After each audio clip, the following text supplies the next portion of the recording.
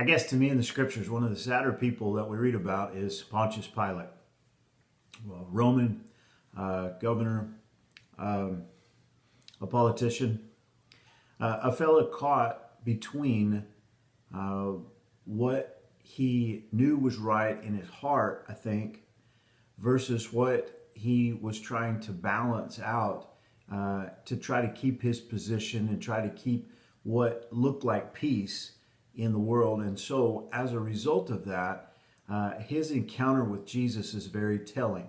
And I think that when we talk about truth, that the encounter with Pilate is one of those things that will help us to really understand. You see, truth is truth. It doesn't matter who actually believes it.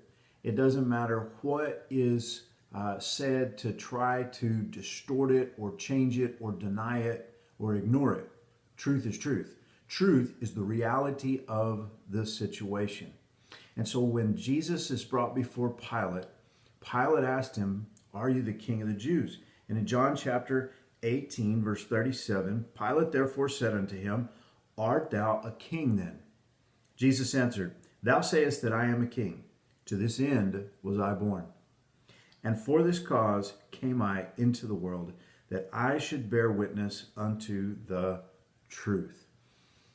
Jesus came so that we could have truth.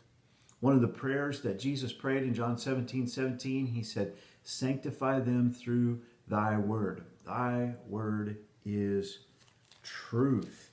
And we see that he is bearing witness to the truth. He always tells the truth.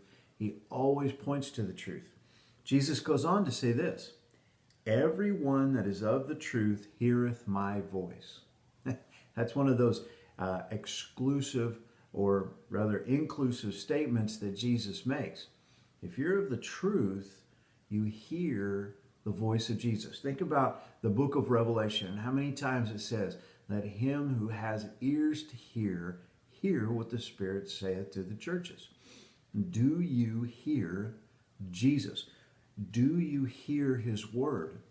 If you're of the truth, you'll hear Jesus. If you're not of the truth, you won't pay any attention at all to what Jesus has to say. And the next thing that Pilate says really lets us in on where he's coming from. Pilate saith unto him, "What is truth?" And when he had said this, he went out again unto the Jews and said unto them, "I find in him no fault at all." See, Pilate's going to go ahead and condemn him, but he doesn't think that he's guilty.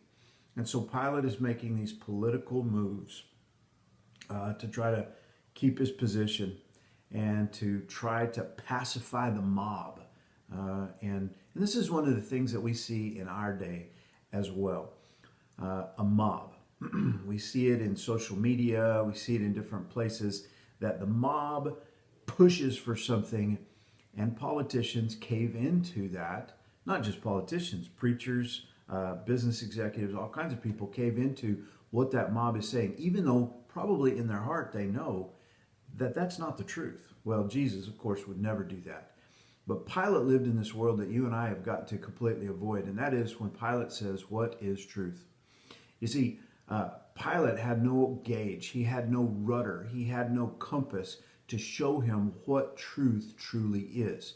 And so for Pilate, truth was what the Roman government said it was. For Pilate, truth was whoever was tough enough and strong enough and big enough to win said it was. For Pilate, truth was what you could prove or what you could convince people of, or whatever the thought of the day was. And that is very much like the world that we live in today. But not so with Jesus. With Jesus, he is the way, the truth, and the life. God's word is truth, and let God be true and every man a liar. I just want to encourage you today.